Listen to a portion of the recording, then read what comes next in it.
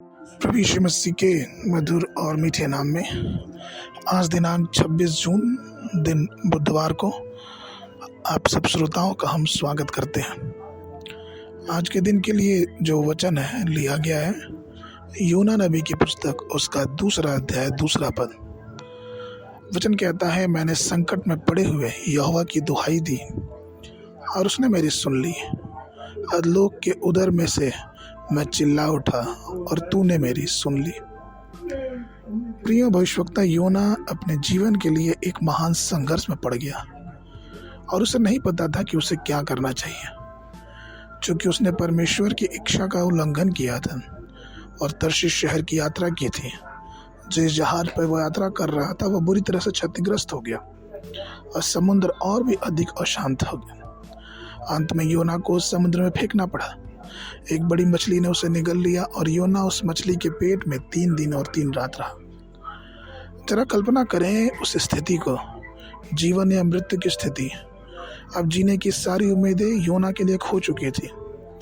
योना की पुस्तक अध्याय 2 पद 1 से 8 तक योना अपनी उस स्थिति को अपनी आत्मा की पीड़ा का वर्णन करता हुआ नजर आता है। योना 2 अध्याय 9 पद में कहता है कि परंतु मैं तेरे लिए धन्यवाद के साथ बलिदान चढ़ाऊंगा, मैं अपनी मन्नत पूरी करूंगा, उद्धार यहोवा की ओर से। और हम फिर योना की पुस्तक उसके 2 अध्याय के 10 पद में पढ़ते हैं कि तब यहोवा ने मछली से आज्ञा दी और उसने योना को सूखी भूमि पर उगल दिया। प्रियो, आज आप भी योना की तरह हो सकता है कि कुछ गलतियों के परिणाम स्वरूप आप मुसीबत में पड़े होंगे। हो सकता है कि आपका परिवार की खुशियां जाती होंगी, आपके परिवार की शांति जाती होगी, आप परमेश्वर की स्तुति करने में असमर्थ होंगे। लेकिन इन सब बातों के बावजूद आप इस बात को समझे कि परमेश्वर हमसे आज भी प्रेम करता है। परमेश्वर हमारी प्रार्थनाओं को आज भी सुनता है।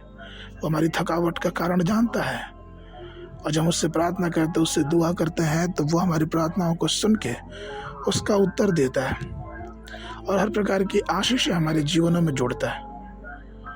परमेश्वर के प्रिय लोगों, परमेश्वर के नाम की स्तुति गाएं, उसका धन्यवाद करें, उसकी बड़ाई करें, क्योंकि वो महान है और वो हमारी प्रार्थनाओं को सुनता है। जिस प्रकार से उसने योना की प्रार्थना सुनी, उस मृत्यु और जीवन के सफर में योना ने परमेश्वर को दुहाई दी और परमेश्वर ने उसकी प्रार्थना सुनी, वैसे ही आज भी परमेश्वर हमारा जीवित है और हमें उत्तर देने वाला जिंदा खुदावन है।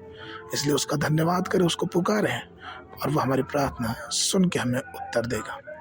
आज के मन के लिए इब्रानियों की पुस्तक उसका 13 अध्याय 15 पद। इसलिए हम उसके द्वारा स्तुति रूपी बलिदान अर्थात उन होठों का फल जो उसके नाम का अंगीकार करते हैं परमेश्वर के लिए सर्वदा चढ़ाया करें।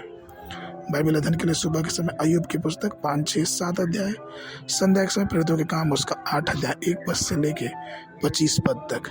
परमेश्वर आप सबको आशीष देवे।